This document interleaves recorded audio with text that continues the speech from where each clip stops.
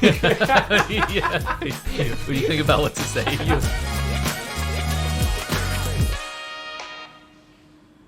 Welcome to another episode of the Decogged podcast. I had a mind blank just now. It was pretty. That was a brain fart. Yeah, I definitely brain farted. I brain farted really bad. I could see the buffering. Yeah. So the first topic we're gonna do today, Yeah. we're gonna talk about today, is Spotify is testing a new feature for its platform, and it's actually related to NFTs. Yeah. Which is pretty exciting. I know we do mostly 3D artists or 2D artists, like more visual artists, right? Yeah. But musicians, of course, definitely count as artists in themselves. Yeah. And it's good to hear that Spotify is actually trying this feature where a small group of musicians get to sell or get to promote their NFTs on their Spotify profile page. Yeah. To me, I almost find it music being even a better area for NFTs to sort of flourish than visual artists. Yeah. What do you think about it? Yeah, I mean, I agree. I think,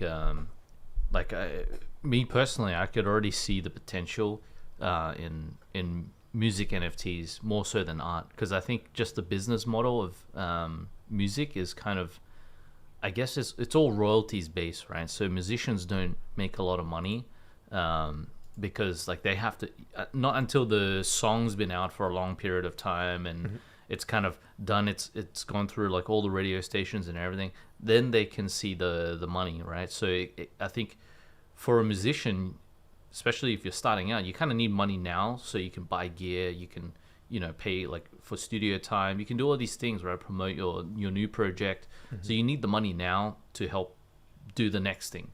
So I think an advantage of NFTs is you can sell your NFT now as and I bought an NFT that kind of has this utility built in, but you can make NFTs that actually are tied to like a royalties based thing, which is kind of experimental at the moment, but I could see it working because you get the initial money from selling your NFT, and the promise is you'll pay out the royalties to whoever bought the NFT.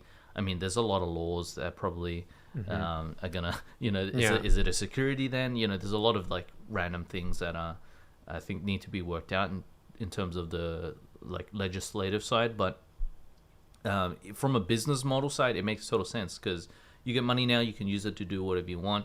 When you get the royalties, you pay out a percentage of the royalties to the people. So it's almost like you're just getting cash in advance from your audience. Yeah. And they get to keep the NFT as a memorabilia, as like a, whatever it may be, right? So that's one way to approach this differently using NFTs. Another way is to also, treat NFT like a piece of art, like, and make it scarce, which is something that you couldn't do before with music because it's digital. Again, anyone can just make a copy. In fact, music has been kind of screwed way more than art has in terms of like royalties and like piracy. Yeah, piracy, exactly. Yeah. Because like think about even pre-digital, people could already copy music. So people were just like recording, from the radio, recording tapes and whatever, and that's just like the nature of the business before. But now it's like you can treat music like a piece of art because you can make it digitally scarce. You can make it you give the concept of ownership to music, which never really existed ever. Yeah. So yeah, I totally agree. I feel like if anything, as a visual artist, I almost think that music connects with people even more so than visual art. Yeah. At least for me, I definitely listen to music all day. There's a reason why AirPods sell so like there's so many AirPods sold every year, because despite being like wildly overpriced. Yeah, because people love music, and this is a great way to solve that whole piracy. Definitely like the whole piracy issue that everybody's been experiencing since like even just the days of Napster in the past, for people in from our like generation, right? Yeah. Napster, LimeWire, all that stuff. People can download all that stuff freely. Well, I mean, people will still. I think there'll be interesting systems in place in the future where you kind of have to own the NFT to be able to listen to it. And I know, like, we've talked to people who are working on that sort of technology where it is kind of like the NFT is the key to access the data. I mean, right now people can still right click save. I mean, that's the whole joke, right? People are like, Yeah. well, why pay $10,000 when I can just right click and save? Yeah. But you know, obviously those people don't understand the concept of digital ownership. Yeah. And there's a history, the metadata. Yeah, the where it metadata, says yeah. you own it. Exactly. So at least even if you right click save, at least you can never claim that it's yours. Yeah, you can never claim as yours, and if there's any utility that comes built in with the NFT, such as the royalties thing, you know, where some of the royalties of the music, the you know, if the music gets streamed X amount of time and earns X amount of revenue from ads, you know, you can build it into the NFT where the NFT holders get a percentage of that, which is kind of what you know, one of the NFT projects that I bought just out of, you know, just to support the artist is kind of built around. It's like the song that they released gets split up so that 50% of the royalties that it makes goes to the NFT holders. So that's a big chunk of the royalties. Well, what the artist gets in return is they get the initial fund that they can use to make more music, to do whatever they need to do in the immediate time, in the immediate future. So in that sense, if you're a new musician, you have like, you know, you have that business model, whereas like a lot of new musicians just don't have the money, they don't have the means to do anything. Yeah, to rent out gear, to rent out studio equipment, that's expensive. Yeah, exactly. Yeah, even just to record something in the studio, you have to like rent the studio out. Yeah, you still have to pay your producers. You have to do so many little things, right? You have to pay for promotion. So this gives them a big leg up, especially if you already have a bit of a following on like SoundCloud or something. So there's people who have money who are willing to help support you. I mean, it's a great way to support a music artist this way. So again, like this is NFTs changing up the business model, and I think Spotify also realizes this, so that's why they. Well, funny that you said that. Apparently, they decided to only do this because they had so much social pressure to do it. Oh, really? Yeah, that's interesting. So that's why they were like, oh, we sort of maybe they looked into it beforehand. Yeah, but definitely they got the extra push because people are. There's demand for this. Yeah, pushing them to do it. And I feel like maybe a large part is the music artists themselves want this feature, so there's maybe a little bit of lobbying from the music artists in order to get this implemented. But yeah, maybe they couldn't see a way to make money off of it. Like maybe they couldn't profit off it easily. But now you got like Nike and all these big brands doing it. It's almost like figure out a way to do it. If anything, I feel like music, like I said before, music is the perfect platform to use NFTs. Yeah. Think about even like when artists want to have a concert, tickets can be sold. Yeah, that's true. As NFTs, and that's a great way to keep memorabilia. Yeah. And also, you know, it's an access sort of thing. Yeah. This is like you can't fake it too. Like anyone Exactly. can print like a ticket and, you know, just kind of like hack a ticket and hack their way in somehow. But I think you can't cheat the blockchain. So exactly. Yeah. So it's a good situation, I think, for the NFT space, for musicians, for artists in general. Yeah. This is definitely gonna maybe even push NFTs to more of a mainstream idea than art ever will. Yeah. Because music is so wide part of our daily lives. Yeah. So, and also one thing that's really cool that Spotify is doing right now is these tests. Like they're testing it on a small group of artists. They're actually not charging them any royalty fees for now. Yeah. Which is great for artists to test it out. So some of the artists that at least I know that are part of that group is Steve Aoki, who's a big proponent of NFTs already anyway. Yeah. So it made perfect sense to get Steve Aoki in. Exactly. If there's anyone who knows about NFT in the music space, it's that man. So yeah. I'm in the same project of one of the earlier music ones. Warp Sound. Yeah. So I was like really surprised when I first saw him. But then I saw him in everything. Yeah, he's basically one of the biggest NFT influencers out there. Yeah. But yeah, it's pretty interesting, and I feel like if once they figure this out, they're gonna definitely make some money. They're gonna figure out a way to make money off of this. Exactly. Just like any other traditional Web 2 company. But maybe, who knows, like maybe in the future, like they'll start adopting some more like Web3 ethos, but yeah, I highly doubt it. Me too. I highly doubt that. Yeah, because they're the most dominant player in the music space for consumers, right? Yeah. I just don't see them. It's like, why change that Yeah, up? If you're anything, already at the top dog. Yeah, exactly. Yeah. If anything, I'm going to use this NFT tech. Well, firstly, I was pressured into it. Yeah. I'm just going to try to make some more money out of it. Yeah. But that's I think one of the things that you have to be okay with if you want NFTs to be mainstream. That's just you just have to bite the bullet almost. That these Web2 companies are going to take advantage of it. Yeah, they're going to come in, And I guess like we were saying in the past podcasts, that it's not either or. Like, I don't think it's going to be Web3 eats Web2. It's Web3 is just like a different, they're going to coexist. So exactly, you're going to have these traditional, like on the stock exchange kind of companies, centralized authority, and then you're going to have these decentralized systems, and then they're probably going to be interoperable with one another. And I mean, that might not be a bad thing. It's not a bad thing. I think, sometimes you need centralization. I feel like if you need to get stuff done, you have to be centralized. Someone needs to make decisions and act quickly. And you can't do that in decentralized systems because nobody can decide on anything. Imagine everybody's just like, there's always one person that just is a contrarian.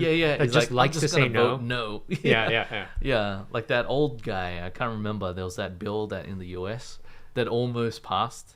And it was so close to being like, I think it was a vote to like overturn something or to extend a bill with like new like legislation for the whole crypto space, because it was very ambiguous.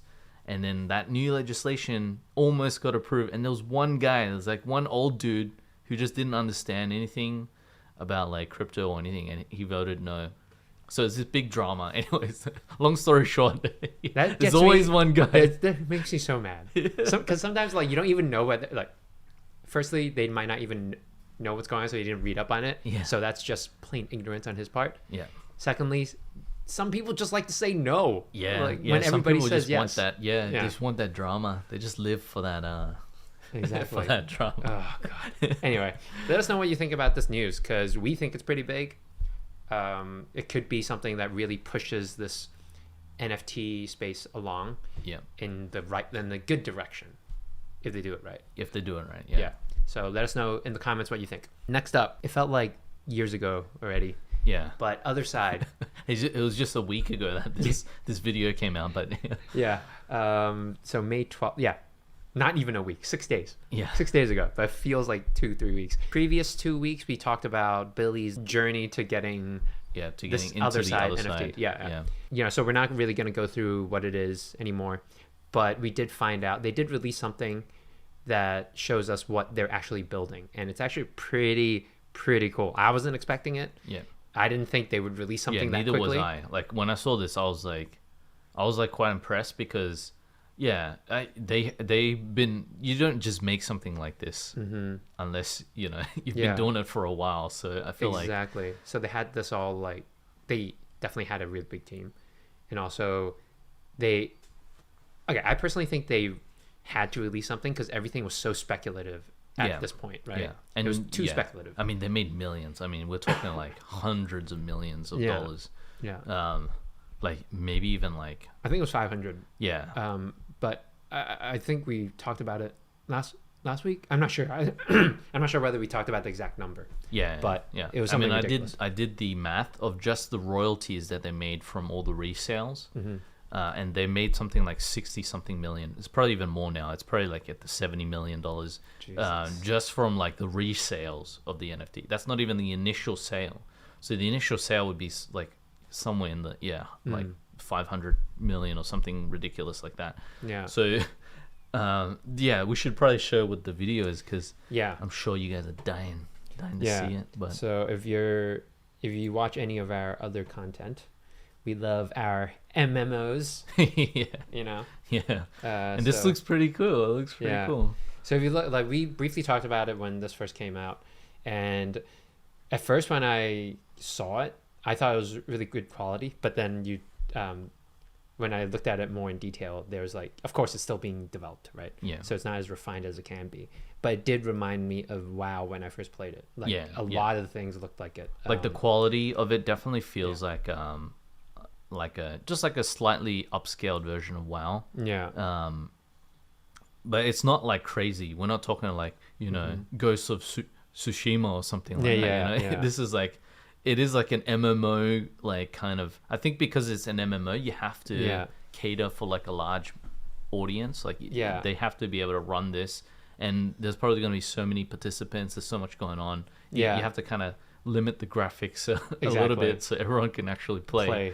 And not lag. Because we have had some experience with the metaverse for one of the projects that we helped out with the clothing stuff. Yeah. And that was so laggy. Like the Decentraland. I couldn't I'd walk one block and it would take God knows how long to for patches to come out. Yeah, it'll take it'll take like a good 10, 15 seconds for things to buffer. Sometimes like even longer than that. Yeah. So I think, but that was unique in the sense that Decentraland is like browser based, which is like insane to me. Like the fact that you can run essentially an MMO game but via your web browser.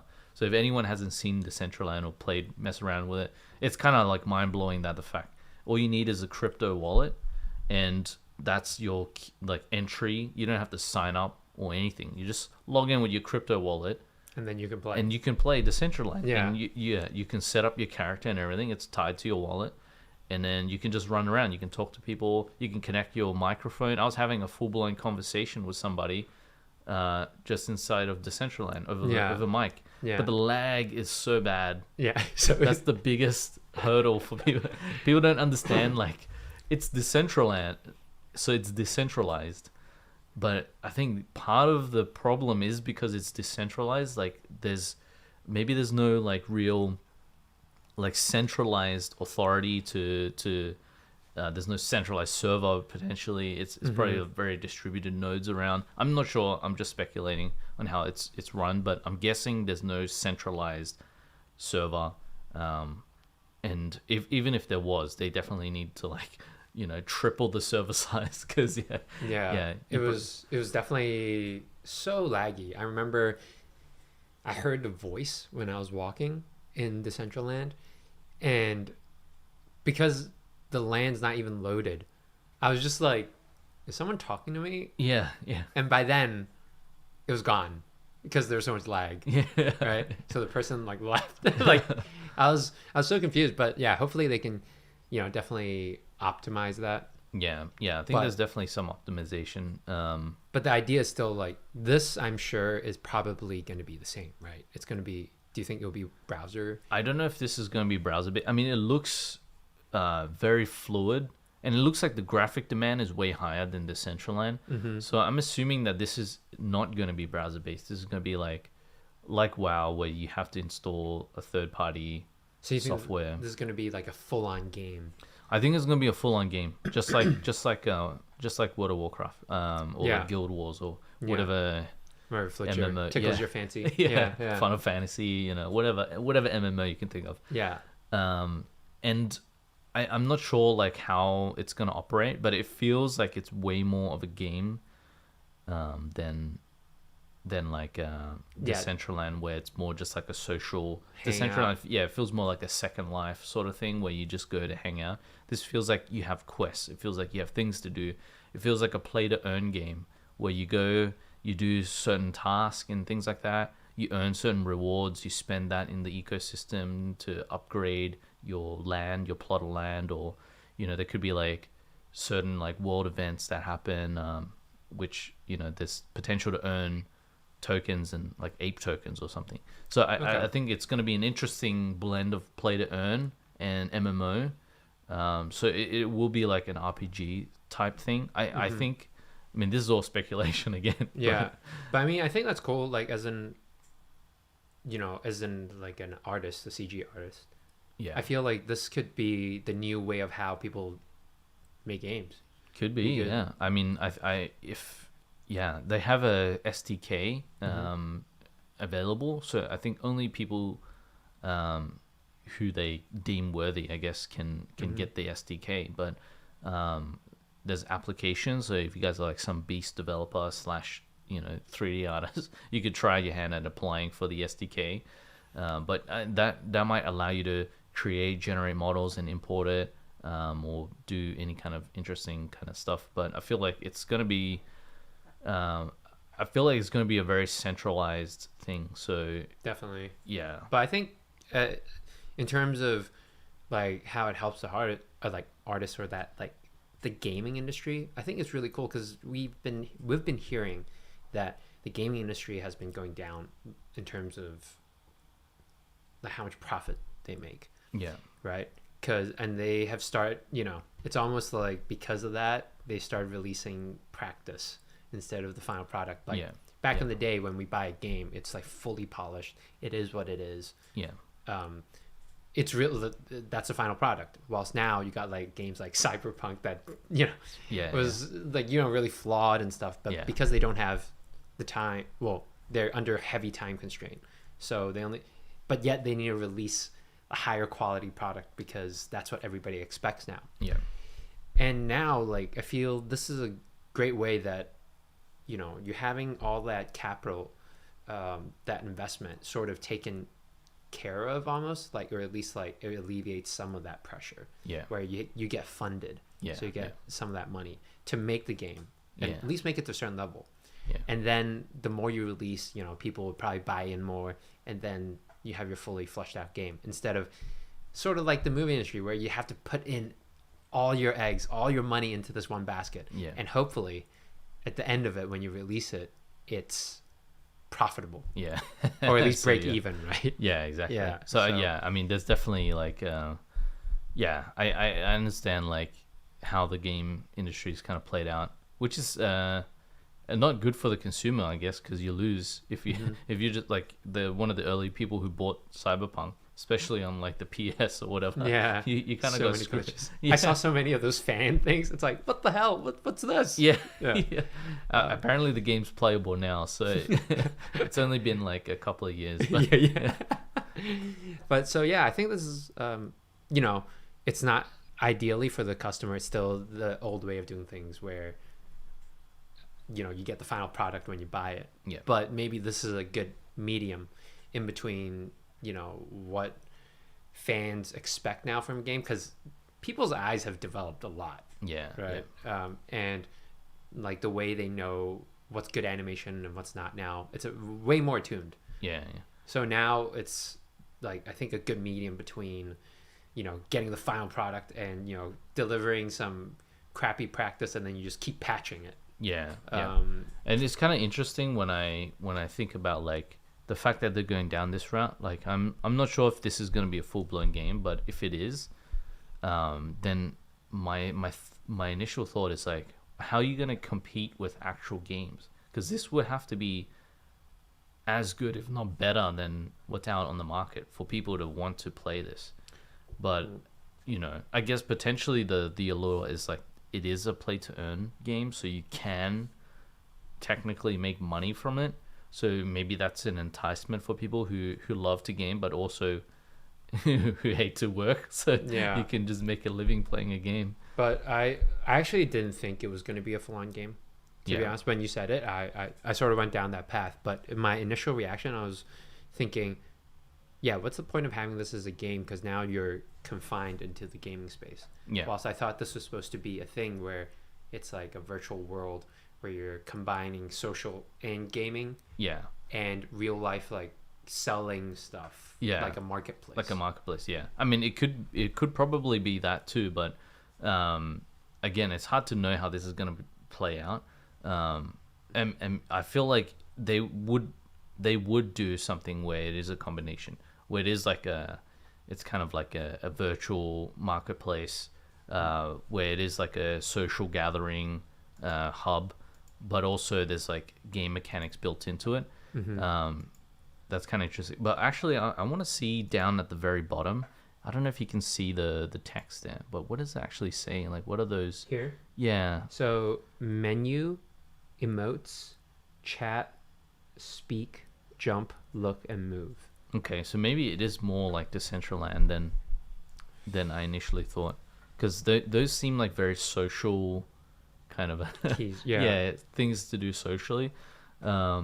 But yeah, I don't know. Like, even if it was a very Decentraland type thing, I'm still like struggling to think like how are you going to integrate like a clothing brand into this world? Like it won't fit, right? It'll just feel kind of like. Well, I think they'll have different worlds, right? You think? Like 'Cause- they have different lands, but like would they deviate from this art style to something that's more like modern and sci-fi and whatnot? Or Well, if you think of their new, the original trailer with all those different characters, it's almost like they have to adopt different types of like styles. multiple styles? Yeah, So I can see that. Yeah. that could potentially be one, but then that doesn't really make sense with the NFTs, right? Because they're all the same style. Yeah, like the So- NFTs is I guess of the land, but yeah, I'm still struggling to think like how this is all going to be cohesive, or if they're even trying to be cohesive.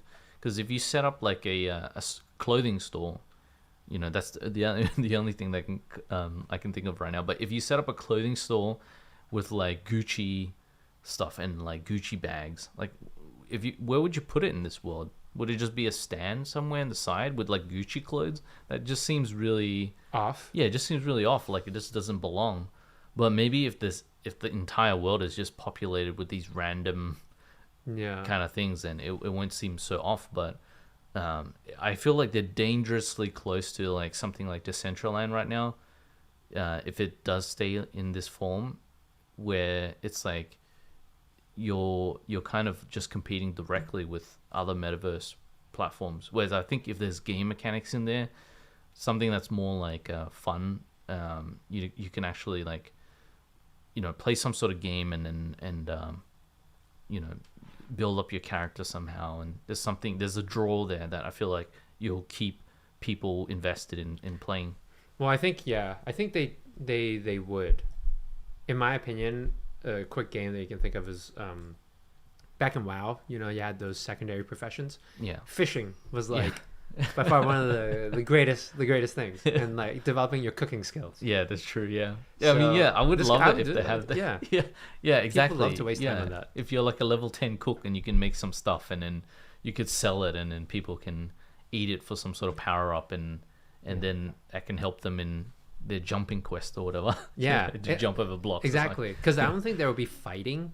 I don't think there will be any fighting if it is game. Yeah. But definitely, I think if you develop, let's say, your fishing skill to 10, you can then use it to cook something like a recipe that gives you a chance to unlock an NFT.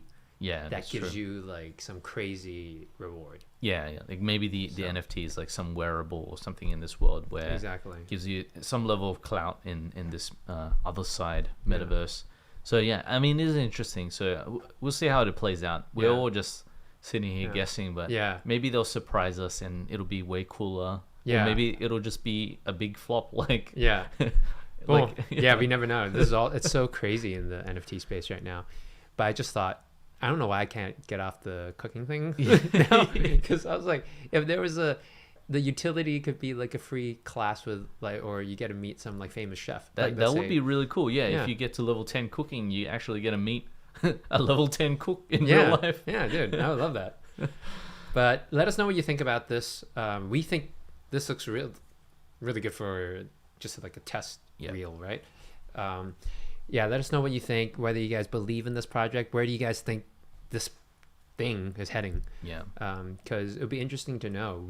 I guess we're more traditional in terms of thinking that it looks like an MMO down the track, but maybe you guys see something different. Comment in the comment section below. Following along these lines with the whole Otherside, there's been this artist in the NFT space that has been making some pretty cool like 3D models. We kind of want to showcase his work like we've been doing for the past few weeks.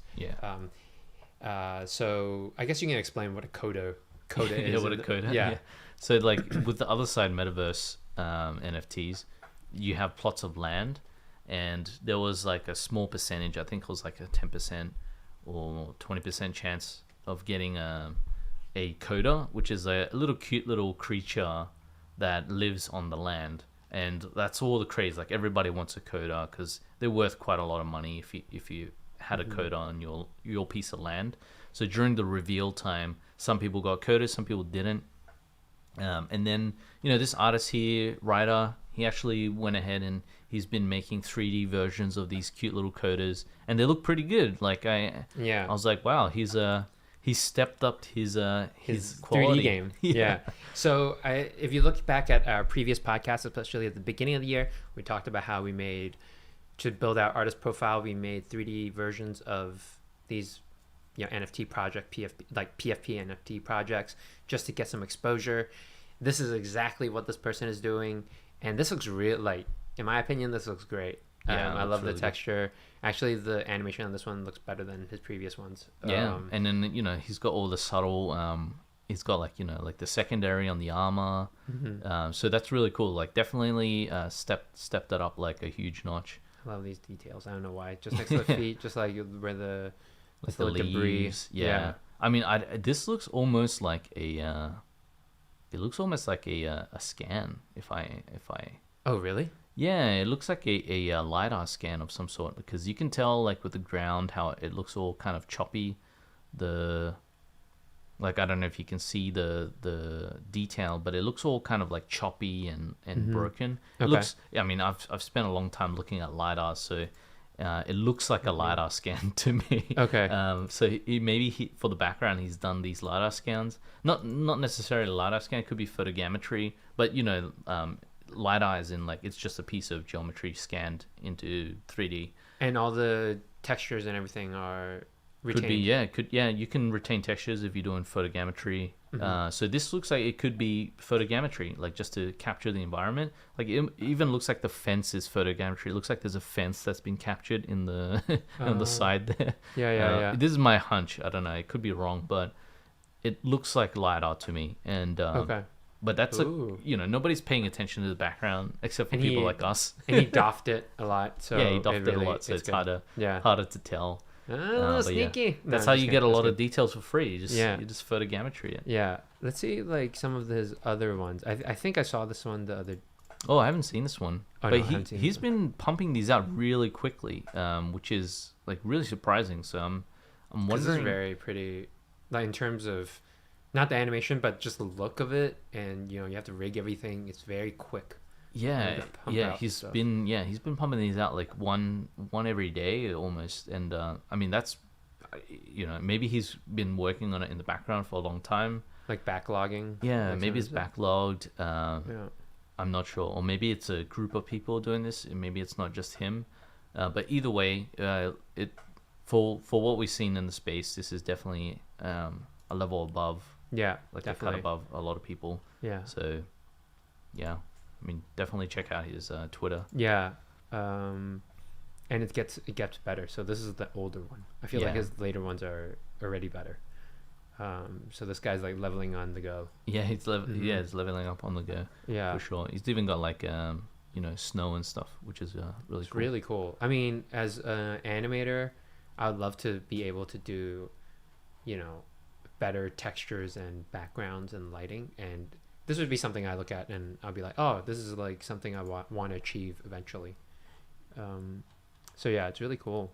Yeah, I think like these are some of the earlier ones. Yeah. But yeah, cool stuff either way. It could be potentially rendered in Unreal, because I do get Unreal vibes when I see this. Yeah, I think it is. Yeah. For the speed as well. Like I don't think you could just pump out one a day. Unless you were rendering real time. Yeah. So it could be done in Unreal. But yeah. This is cool. I like how the eye has like this texture that's moving inside. Yeah, definitely. Cool. A lot of work actually. Even just doing something like the texture is not simple. It could be 3D. It might not even be a texture, but I think it's 3D. Yeah. Even that like would take a long time. So. Good on this guy. So check him out. It's definitely worth taking a look at if you like 3D, if you like these little cute toyish collectibles sort of stuff as well. Moving on, now we're getting to the art space. This is an AI that you just type into like a simple text box what you want, and it generates images. like out of that. And That it does, is insane. yeah, that sounds crazy already, but the results that you get out of this is insane. So I'm sure a lot of people might have already seen this video floating around because, you know, MKBHD is one of the biggest YouTubers out there. But so for example, like he goes through and he's saying like, okay, I'm just going to type in like Apple car, and this is what he got. He was obviously looking for a different Apple, like Apple, the company Apple. But you know, like the AI took it a bit more literally. But this next one kind of really crazy too, because he typed in, I think, a blue apple in a bowl of in a bowl of oranges, and this is what he got. So yeah, it's kind of crazy. Like this photo in particular is insane. So basically, you get like a lot of choices. Yeah, so it spits out variations, and you can also tell it what style you want it, and it will try to emulate the style. You know what's crazy? I think we had this in a previous podcast where we talked about we can use AI in the film industry, right? It's almost like you tell them, you can't teach them to know what looks good, but you can teach them to make variations of what you think. Like, for example, if I like this one, for example, I just keep telling them to make variations of that. Yeah, exactly. Like, I think that's where... I don't think it's at that level yet where you can feed it an image and then generate additional images based on that. But I feel like it'll get to the point where it's obvious where I can see it's like, okay, let's start from here now. Like this is kind of closer to what I want. It's not quite there. But give me like 50 versions of something like this, and you get your 50 versions back. You look through this 50 and you're like, oh, this one here looks closer to what I want, and then you feed that new image into the system, and you keep doing that and refining until you get to something you want. Oh wow. So I mean that's probably what's gonna happen. So this is an elderly kangaroo, I believe is what he typed in, and it does look like an elderly kangaroo. That's crazy, because I don't even know what an elderly kangaroo looks like, but to me that looks like an old soul. Yeah, it looks like an old kangaroo, like a this one's a cool one. Staring at the moon at night. Yeah, so yeah, I mean that looks like a wise elephant staring. This one I thought was really good. The middle one, just now. Yeah, the top middle one is the one that I feel like. Yeah, it almost feels like an artist did that. Well, the thing is, they even blended it. Yeah, so yeah, it's insane. So I think one of the first things he typed was an astronaut riding a horse or something like that, and it was like an astronaut sitting on the horse. Like the AI knew how to combine an astronaut and a horse together. Like it knew that the astronaut's a human, and humans ride horses on the horse's back. That's crazy. Yeah, that's crazy. That's insane. Yeah, and it put it in space, like it was like on the moon and stuff, and the lighting and everything was there, and it looked visually appealing. But it's scary how they can, even just taking phrases and then being able to dissect what is the background and what is the active subject is already crazy to me. But to be able to put that exactly as what it's described in the sentence, that's blows a my different mind. level. That's almost like it almost feels like intelligent. So Yeah. this one was a teddy bear doing surgery on a grape in the style of a 1990s cartoon. Man, get the out of here, man. Look at that. I mean, that kind of looks like a 1990s cartoon. Yeah. You know, like some of this looks kind of like messed up, like but it's still, it does look like a bear doing surgery on grape. Yeah. In a 1990s cartoon. And they know. The fact is, they even added expressions. Yeah. That's crazy. Yeah, So, it's kind of freak. I mean, there's some like the hand looks kind of messed up there, the left hand, but this. Okay. This is what's that? It's a breed of a dog apparently. So it managed to do that. What? Which is kind of crazy. It knew the breed of the dog, so okay. Yeah, so the camera's a bit messed up. So that's what Mark has. Definitely check out the video if you guys haven't watched it. Yeah. I haven't, so I'm definitely gonna check it out. Definitely check out the video. Because Marquez kind of goes through and he kind of explains a lot of the science, the tech behind it, and shows some more examples. What does this mean? So I feel okay. So firstly, I think that as an artist, that's scary. Of course, there's levels to this. if I'm a very good artist, I think I would be safe because there's a certain style that I have, and if I have already an audience or like clients and stuff, I think we should be good. But if I'm just starting out, I would feel threatened in some sort of way. I definitely think like it's gonna eat a large part of the pie, where I think it's gonna take over things that people don't care about already anyway. Like if you're a concept artist and someone's like, "Oh, do 50 versions of like a gun for me," that's kind of boring because you're just doing the same thing over and over again. I don't think there's a lot of artistic satisfaction to that. So, it's probably going to deal with a lot of the like boring stuff that you don't care about anyway.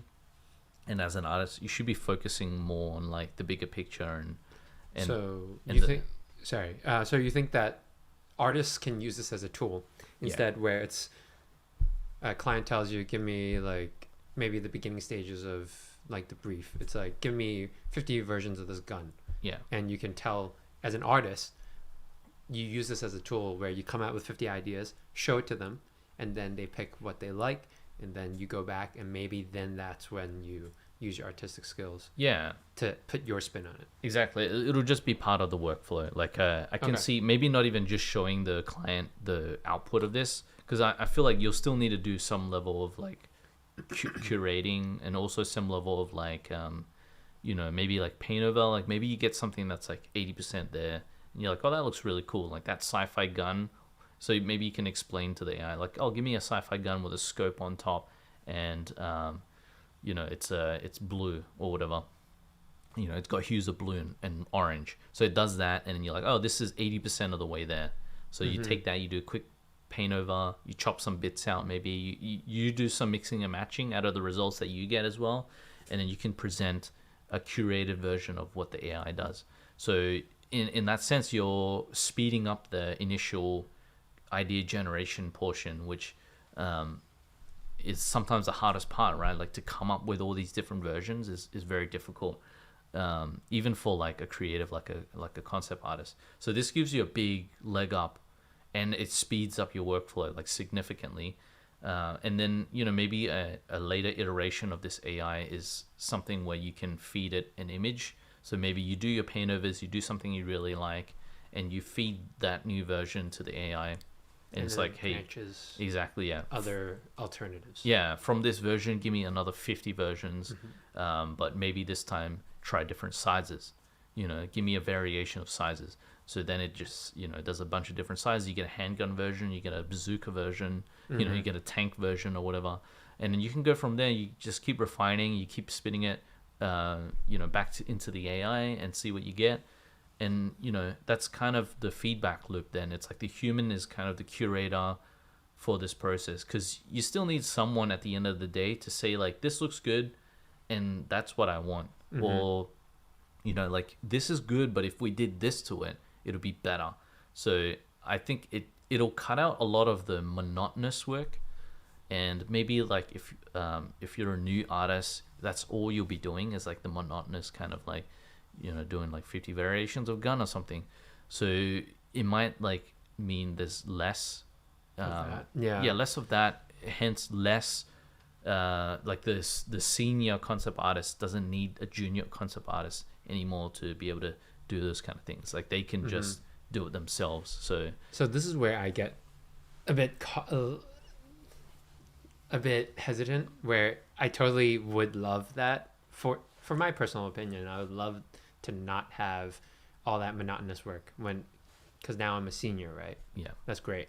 Speeds up my workflow, limits all that time wastage. Yeah, but how do you develop does your creativity, because you had to go through all that, where maybe a senior told you like, oh, make 50 versions of this. Yeah. So you have to come up with all these ideas on the fly, and you have a timeline, and it forces your brain to be uncomfortable or to really crank out these ideas, right? Yeah.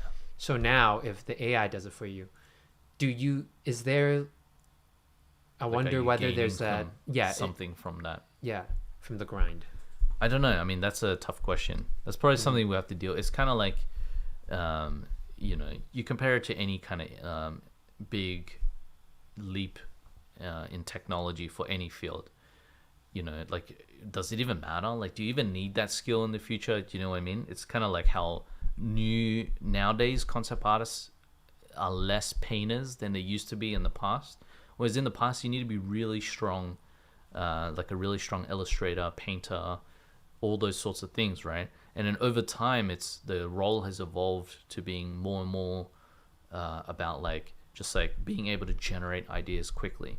So it's like, who cares how you get there? Like, you photo bash, you do all kinds of crazy things. You photo bash, use 3D, do all kinds of things to cheat your way to the final product, which is just like generating ideas, right? Yeah. So does it even matter that you can't paint in the future? Like, maybe the AI is just another tool to help cut out all that. You know, I think there's a need to separate the romantic view of like, oh, like, I'm a great illustrator. I think that's the romanticism that get people in trouble, you know? As an art entrepreneur, Yeah, I think that does. exactly. Yeah, because I think anytime you're romantic about anything, you lose in the long run, because you're thinking too dogmatic and too old school, and the new kid who comes out using this tech, if you it's like mocap, for example. I think mocap is a great example. Like, there's animators out there who vehemently hate mocap. Yeah, but then it's crazy. You know, it's mocap gets you there in a fraction of the time, and it saves you so much money. So as a business person, why not use the mocap? You know, you're just shooting yourself in the foot if you don't, and you're being romantic about something that maybe shouldn't be. Like, if you're trying to make money from making films, and you know, you need that money to do other stuff, you know, spend that money wisely, right? So, well, yeah, like, I think in the example of the mocap stuff, I never understood why people don't use it more for pre-production, and use it for crowds. Yeah, because let's be honest, why do we need to? It's like so much work for something that you see in the background, that you're not really going to focus on too much, where you can use your artists better in the hero shots, right? Yeah, exactly. And even in the hero shots, I think like try animating a photoreal walk. It's insanely difficult. I think even like some of the best animators, it'll take them a long time to get like a photorealistic walk. Whereas you just get that from mocap. You know, you do a little bit of cleanup with the contacts, and then you're good. You know? It's like a small fraction of the time. Well, for VFX, definitely. Like, I would definitely use that as a base, like, no doubt. To get that perfect, like the perfect walk, it's so hard. But even for feature, I wouldn't even mind as like a way to just get the idea to like the director to play, sell the idea as a blocking or whatever. And I think that it's kind of the same thing. Along the same lines. And I think even with any type of AI that's coming out, you know, like AI that can generate walks, where you just plug in a control and you just run the character around, and you get all that nice, you know, transition between the different actions. You could do something like that as a starting point, just capture it and then just reuse it. And then that's a huge leg up. And I think there's a lot of people who would say like, oh, you're not an animator. You're just like, you know, just like, but who cares? Like, in the end, I think if you think in long enough time frame, it's like the person who loses out, I think, would be the one who doesn't embrace the technology. So, well, yeah, I think you can love animation, but I think it comes down to the idea. Did you become an animator because you just want to be a craftsman as an animator, or did you want to do it because you want to tell a story? To tell your own story. And for me, animation was just a tool for me to tell a story. I might not be very clear in terms of what story I'm going to tell, but to me, it was just a way sort of just a way to express my feelings for something I want to say. And I feel like for the most part, that's what animators and artists I think like in general, to want to do, right? And if you really do believe in that, then does it really matter whether you're using mocap? If you're telling the story that you want to tell in the best way you can tell it, then that it doesn't matter, right? Like, you're just using these tools, you're just making the best product in the end possible, like the best art. or whatever you can do, right? So I think that's probably where people have to separate the romanticism of the thing. But it's kind of like craftsmanship in let's say like a carpenter, for example. There's machines that can make like furniture way better than anyone can, and you'll be stupid to try to be competitive in the market making furniture by just making it by hand. But there is also like a market, I guess, for like the purely handmade, from scratch, using like the just like the best materials and all that sort of stuff, and the best technique to handcraft something. There's a market for that. It's just not a huge market, right? So you have to understand that if that's what you're after, if you just love animating and you just want to animate by hand, I think eventually it'll just be the same, where you'll just have two separate markets. You'll have the market that's the commercial market, which needs to create content on the fly quickly, as inexpensive as possible, and profit mostly. And be as profitable as possible. And then you'll have the flip side, where there's a crowd of people who love just the pure art, the appreciation of it. Yeah, the appreciation of animation and I mean, there's definitely something to that. Like, I definitely do believe something that's handcrafted, or like, let's say even 2D animation. We talked about this. There's a feeling to it that just looks great. Yeah. And you can't deny it. There's something about it. But yeah, I would say if you're trying to be an art entrepreneur, or like you're trying to if you're trying to maximize as much profit or as much money as you can, yeah, I wouldn't say that's it would be silly not to go the other route. Yeah. Where you embrace this technology, yeah, instead of you're just going and doing carpentry, like doing handmade carpentry, but yet expecting to earn the same amount. Big bucks. Yeah, and plus I think there's a middle ground too. It's not like either or, right? So it's not like, oh, you either like, the like the craziest manufacturing person, or you're like the craziest purist. There's somewhere in between, where it's like, if you're a carpenter, you're still using tools, right? You're still using a milling machine. You're still using all these different things, right? You bandsaw and all that. Yeah. How purist do you go, right? If you don't want to, if you say like, this is purely handmade, does that mean you're just like chopping down the tree yourself all the way till like, you're not using it, you're just scraping the wood with your nails? Yeah. So there's there's an in between, right? So even if someone is all about the animation craft and the purity of it, there's still like a spectrum of like, okay, maybe I use these tools to help generate some ideas for myself. So if you're doing a personal piece and you want to hand animate the whole thing, because you want to flex your anim skills, but you still you can still use these tools as a way to test out different ideas and say like, oh, okay, maybe I'll use this, maybe use some mocap to try to like play with different acting performances and see how it looks in 3D. Yeah. Maybe you can frame up your camera with the action a bit better, so you're not going back and forth as much. Yeah. So there's like, you can use these tools in the process, but the outcome is like, yes, I'm gonna sit down and animate this by hand eventually. Just these tools are there to help me on the process. I definitely find this very exciting. Whenever I think about like when AI is incorporated, I just feel like you save so much time. I already know some colleagues probably of mine, they're scared of AI like taking over. Some people don't believe it, but I'm like, it's here. Yeah. It's already here. Can you guys not see like all the insane AI things that are coming out? If you don't think that they're gonna take over animation, you're insane. Because this, if anything, to me, is harder than doing animation. Incredibly. I mean, who's to say that they can't just repurpose this tech to just generate runs and walks and stuff like that? It's almost easier. We already have it. We already gave this there's less variables to a human character moving around than there is to like whatever this thing is doing. There's like infinite number of variables here. Yeah. And it's still able to generate some crazy stuff. So maybe you could just be like, oh, I want a person running down running on a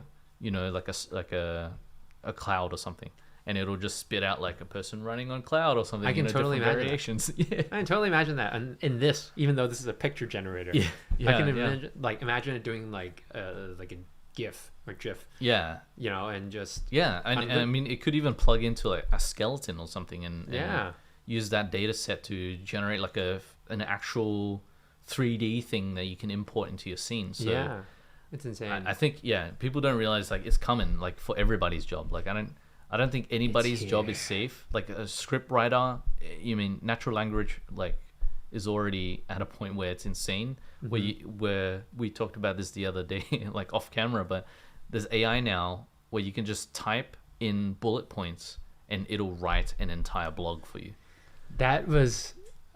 I wish I knew that earlier, because then it would save me from writing so many descriptions and captions. Exactly.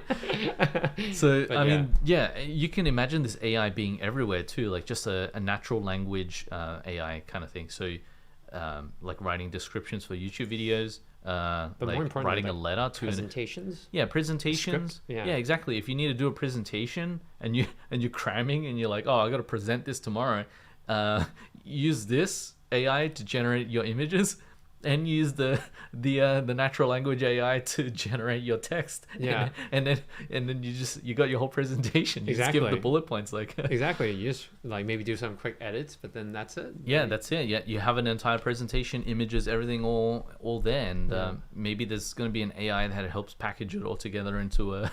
There's going to be AI that uses, a 3D model, and you can just get them to talk. So you're just really you're not even doing anything. Compiling. You either embrace it and try to learn and understand it and understand how you can incorporate it, or you just fight it and eventually probably lose. Yeah, I really do believe that. That's what I think what our channel is about, because we do talk about this regularly. We even talked about it today, where we do feel like our industry crams you into this one niche, which is good to it's good to specialize one skill, but at the bigger scheme of things, you're screwed if something comes and takes it over, right? I it's think almost so. you need to be all rounded, and this is exactly the stuff that really can. It might not necessarily take your job. It'll definitely make you change, it'll change the role. It'll change the way you work. It might change how much you can make. Exactly. But then how important you are in that role. Yeah, exactly. And I think maybe like to your point, it's like having a broad, like now more than ever, I think having a broader picture helps. Like understanding, like if you're in a role now where you feel like, oh, if AI takes this, I have nothing, then maybe it's time to like really to expand. Like if you're in like rotoscoping or something, or you're in like match moving or something like that, now's a good time to like try to see like how do you break out of that into a bigger role. Like maybe it's like I can move into a more technical role, and from there branch out, get deeper into a pipeline, understand how to code something, to round you out more, like have a secondary skill where the combination of the two skills is way more valuable than a single skill on its own, or like two single skills on their own. It's like being able to meld the two. So like this, like if you're a concept artist, maybe now's a good time to, I don't know, to learn like 3D as a secondary skill that you can use, like maybe learn like matte painting or something, where you can take these concepts and create some sort of 3D matte, like 2.5D matte painting out of it, and combining those skills gives you more leverage. Because then now the tool like doesn't fight you anymore. It's assisting you to do something else, to that you couldn't have done before without the tool. So I think I think people just have to think more creatively now how they can incorporate this stuff into the workflow, rather than trying to say like, oh no, like, my job's over. Yeah. Or like saying like, oh, this, like denial, right? Oh, this quality's not good enough. Yeah. Oh, it'll get there. It'll get there. It's getting better every day. Like anytime you see a new AI thing, it's like leaps and bounds better than the previous. And how people said in the past, like, oh, like AI will never beat a human at Go. And for those who haven't watched the AlphaGo documentary, like it's one of the best documentaries out there, honestly. When it comes to AI. And like there's so many questions that documentary asks, like the role of the human. It's so deep in so many ways, but it never really touches on those subjects to that level. But as you're watching it, you find yourself asking all these deep philosophical questions. It's like, oh, if AI takes everything, like let's just assume AI takes over everything. Like where's the role of human? I mean, that's a huge philosophical question that I'm definitely not ready to talk about. But... I mean, I told you this too. I was in Sydney and I talked to my friends. Literally, we had this question for the whole day. We talked about it the whole day. Yeah. And it's really interesting because now it becomes a conversation about where's that line where it's okay, you're just you're not human. You're just anymore. You're a doorknob now. Or like this world is not ran by humans anymore. And it's a really fine line. But let us know what you think. We also Billy also mentioned this documentary on a previous podcast. It was like from way back. I think it was like from one of our AI episodes, which you can watch in the top right corner because I'm gonna subtly just put with that the link. The cards. We can do that now. I wish there's AI for that where I can just tell them. Tell them. Who knows? Probably that actually makes if YouTube ever listens to this. Please. The card thing right now. But let us know what you think about this technology, about specifically this painting thing, this idea generation 3D art thing. Are you scared or are you excited or both? Or both. How would you use it as well? Like if you guys had access to this tool, this is not open source, by the way. So this is this is proprietary tech at the moment. Even though the company is called OpenAI, it's closed source.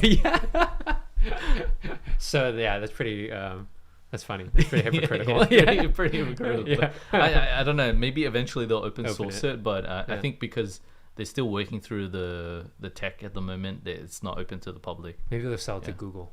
Yeah, it could be. I mean, that'd be amazing if you just type in Google instead of like in images and movies or whatever tab. There's like another tab, just like create. It's like done. Done. You just type in the search box and you go to the create tab and then you got it. Exactly. Hey Google, you listening? But let us know. What can I help you with? Oh, that's so funny. Google just responded to us.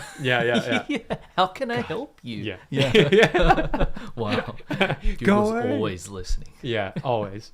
So let us know. If you like this podcast, this episode, please like, comment, subscribe, and we will catch you next week. Peace. Thanks for watching or listening to our content. If you like what you saw, feel free to subscribe to our YouTube channel. Thanks again. Peace.